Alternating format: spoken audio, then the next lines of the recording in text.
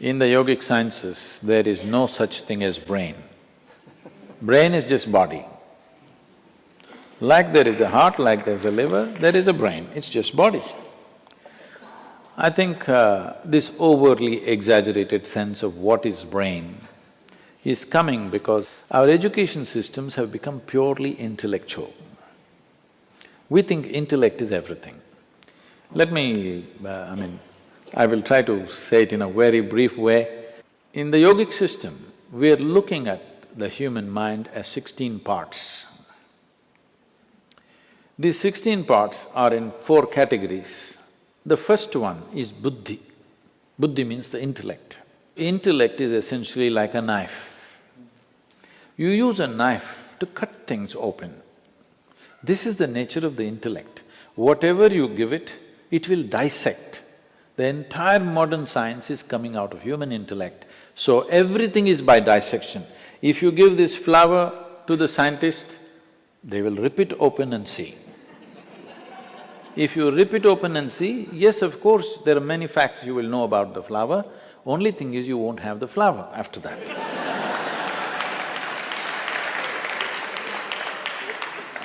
And now if you really want to know something, let's say you really want to get to know your mother, please don't dissect her. That's not the way it works. Because what you can know by dissection is material aspect of life. You cannot know life by dissection. Only the material and the physical can be dissected. But now we are using our intellect to understand the entire gamut of things.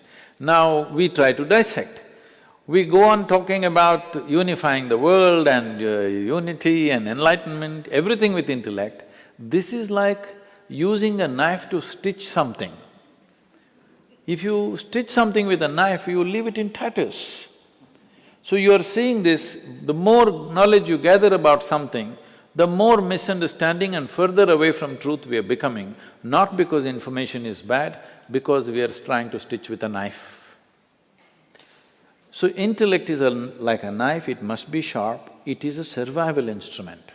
If you did not have a discriminatory intellect, you would not be surviving on this planet, it's very, very vital. But survival is all that it can do. But intellect cannot function unless there is a certain volume of memory. If you wipe out all your memory, it doesn't matter how… whatever your IQ is right now, if you take off all your memory, you will suddenly look stupid. You may be still intelligent, but you look stupid. This always happens in India. People are putting rural children and urban children together and testing them. Just because of the volume of information that the urban child has, he looks smart. A rural child looks stupid, but you put them in real situations, you will see they will come out so smart because their intelligence is fully on. So, intellect looks smart only when you back it up with lot of information, and hence you see information technology and everybody is mad about information. They're not looking into their phones simply for waste of time, because only with all that bits and pieces of data, they look smart among their friends in the society in which they live.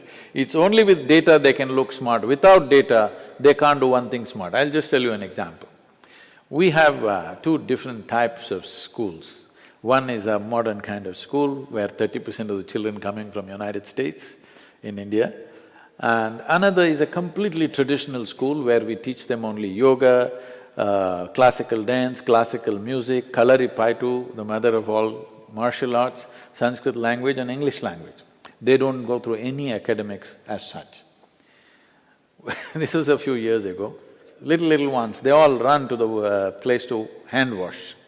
Hand wash is at this height. Many of these 6, 7-year-olds can't reach. So all this…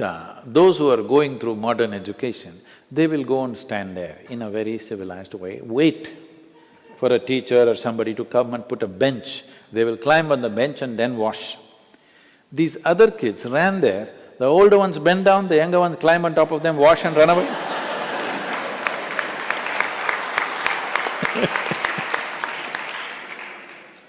So, too much orientation towards intellect and the other dimensions of intelligence are completely uncultivated today. So the next dimension of the mind is referred to as ahankara, which we have completely ignored. Ahankara does not mean ego as most people are beginning to think, it means identity. What are you identified with? Because intellect is essentially an instrument to protect the identity that you have taken on. If I say I'm Indian, suddenly my intellect makes me think that way, makes me willing to live and die for it. You will see just a piece of cloth, if you show, I mean a flag, people will have tears in their eyes. Just the identity. If you had put them somewhere else and shown another flag, the same thing would happen. In India, Pakistan, it's very striking because it was one nation and suddenly somebody drew a line and the entire emotion, the way it works is amazing, simply because you got identified with this or that. So intellect is an instrument which protects the identity. Identity is that instrument which allows the intellect to function in a certain way. When I say a certain way, suppose you're identified just with this, me as a person. Your intellect will do only this to protecting you all the time just doing this. Now I say, my identity is my family. Now your intellect will do everything to protect that. Or you say a community, a race or a religion or a nation. In the name of race, religion, nation, how many things we have done which are utterly idiotic and inhuman, but we do it with great pride because we are identified, because this is the nature. If we have to continue that analogy, if intellect is the knife, the hand that holds it is the identity. You tell me, in handling a knife is important that it must be sharp, but whether it becomes destructive or productive is determined by the hand that holds it, isn't it? But in today's society, in today's world, there is no cultivation of the hand at all. The smaller and smaller identities that we are creating will inevitably cause disturbance within the human being and in the world. There is no other way. Right from ancient times, in Eastern cultures, always we have been taught to have a cosmic identity, aham brahmasmi. At the age of 12, you must know aham brahmasmi, this means I am the cosmos. Without identifying with a limitless identity, no education should be given. Only after identity is fixed, then education. Because without the right kind of identity, education becomes destructive because you have a limited identity. We can say whatever we want, but essentially all crime, all evil, all most terrible things that we do is just a question of limited identity, isn't it? This is my way, that is your way, this is my country, this is your country, this is my religion, this is your religion. This is all it is. So without cultivating the identity, we are sharpening the knife. We have an unsteady hand, but we are sharpening the knife and arming it with memory. So the next dimension of the mind is called manas, which is a silo of memory.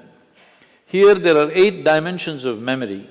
This starts from elemental memory, atomic memory, evolutionary memory, karmic memory and conscious memory, unconscious memory, articulate memory, inarticulate memory, like this there are many states of memory. As we already looked at this body carries the memory of everything that's happened on this planet. If we pay enough attention, we can know simply by looking at this how evolution has happened. Only 150 years ago, Charles Darwin talked about evolution by studying life on the planet. But over 15,000 years ago, Adiyogi spoke about how life evolved. He said first, almost every Indian person knows it but not conscious of it, is the 10 avatars. You must be studying much of it. The first one is fish or water life, next one is amphibious, next one is a mammal, next one is half man, half animal, next one is a dwarfed man, next one is a full-grown man but volatile, next one is a peaceful man, next one is a loving man, next one is a meditative man, next one is supposed to be the mystical man. This is not one-man story. This is the evolution of life on this planet. So 15,000 years ago, somebody spoke about this by not looking into the microscope, but looking inward, because the entire evolutionary story is written here. So the yogic system is focused on this as to how to activate different dimensions of memory, because without that, with limited amount of memory, you are bound to act in immature ways. So if your intellect becomes super capable, then it's very, very important your identity is cosmic, limitless identity, and your memory is evolved, that all dimensions of memory are active. These three function in a certain way, some people have evolved it in certain ways, but largely it is happening in a very skewed way, too much of intellect and other things are very minimalistic. The fourth dimension of intelligence is referred to as chitta. This is a dimension of intelligence which is unsullied by memory. No memory means no boundary, an intelligence beyond bounds. In the yogic culture, there is a mischievous way of expressing this. We say, if you touch your chitta, God will become your slave,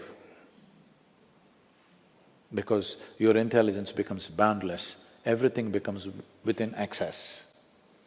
So, it is very important because this is the first time, we must understand this. This is the first time where our survival process is as organized as it is today. This is the first time that human beings have so much time to look at things, otherwise just putting the food together would take 24 hours. Once again, in affluent societies, we are going back to the same thing. As you said, in Montana, somebody has to work 3 jobs when so much land is there. Why do you need to do a job to make your food? No, because you want to buy it in Walmart. I'm saying we've just kind of twisted the entire thing. For the first time, our survival… For example, today you go into your superstore, what you need for next 1 year, you can buy, bring it home and not step out of your house for the next 1 year. It's possible, never before it was possible. Today morning's water, if you have to get, means you have to walk down to the river or the pond or something. For the first time, our survival process is so enormously organized, this is the time for humanity. This is the time for humanity to explore deeper dimensions of life.